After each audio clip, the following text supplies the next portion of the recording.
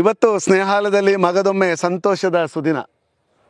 ಸ್ನೇಹಾಲಯದ 9 ಮಂದಿ ಮಾನಸಿಕ ಆರೋಗ್ಯ ಸಿಕ್ಕಿ ಅವರು ಪುನಃ ತಮ್ಮ ತಮ್ಮ ಊರುಗಳಿಗೆ ತೆರಳುತ್ತಿರುವ ಒಂದು ಸುಸಂದರ್ಭ. ಕಳೆದ 15 ವರ್ಷಗಳಲ್ಲಿ ಸ್ನೇಹಾಲಯವು ಭಾರತದ ವಿವಿಧ ಭಾಗಗಳಿಗೆ 1100ಕ್ಕಿಂತಲೂ ಹೆಚ್ಚು ಜನರನ್ನು ತಮ್ಮ ತಮ್ಮ ಮನೆಗಳಿಗೆ ಸೇರಿಸಿದ್ದೇವೆ. ಇದು ನಮ್ಮ ಸ್ನೇಹಾಲಯದ ಸೇವೆಗೆ ಒಂದು ಹಿರಿಮೆ ಹಾಗೂ ಗರಿಮೆ ಕೂಡ. ಕಳೆದ 15 ವರ್ಷಗಳಲ್ಲಿ ಮಾರ್ಗದ ಬದಿಯಲ್ಲಿ ಬೀದಿಯಲ್ಲಿ ಅಲೆಯುತ್ತಿರುವಂತಹ ಕಸದ ತೊಟ್ಟಿಯಲ್ಲಿ ಹೆಕ್ಕಿ ತಿನ್ನುವಂತಹ ನೂರಾರು ಜೀವಗಳಿಗೆ ಹೊಸ ಬದುಕನ್ನು ಕೊಟ್ಟು ಅವರ ಮಾನಸಿಕ ಆರೋಗ್ಯವನ್ನು ಪುನಃ ಮರಳಿ ತರುವಲ್ಲಿ ಹಾಗೂ ಅವರಿಗೆ ಸ್ವತಂತ್ರವಾಗಿ ಮನೆಯಲ್ಲಿ ಬದುಕುವಂತಹ ಒಂದು ಅವಕಾಶವನ್ನು ಕಲ್ಪಿಸುವ ಈ ಒಂದು ಯೋಜನೆಯಾಗಿದೆ.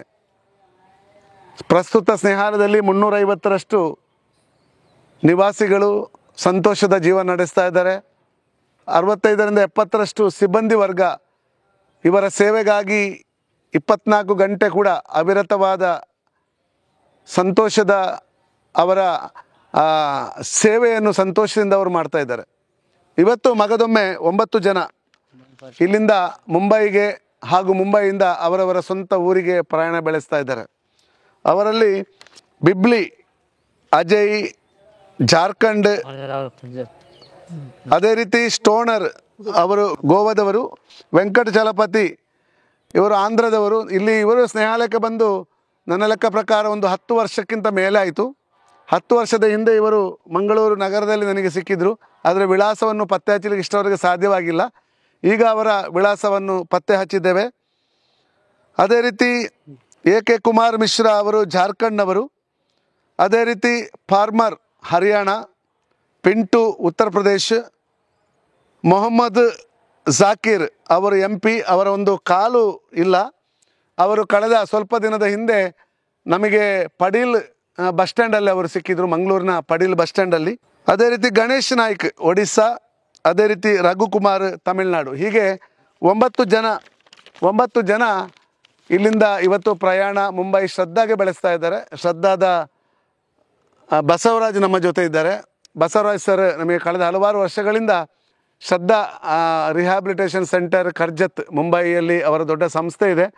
ಅಲ್ಲಿಗೆ ನಾವು ತಗೊಂಡೋಗಿ ಅಲ್ಲಿಂದ ಭಾರತದ ವಿವಿಧ ಭಾಗಗಳಿಗೆ ಶ್ರದ್ಧಾದ ಸಿಬ್ಬಂದಿ ವರ್ಗದವರು ಇವರು ಮನೆ ತಲುಪಿಸುವ ಒಂದು ಕಾರ್ಯ ಮಾಡ್ತಾ ಇದ್ದಾರೆ.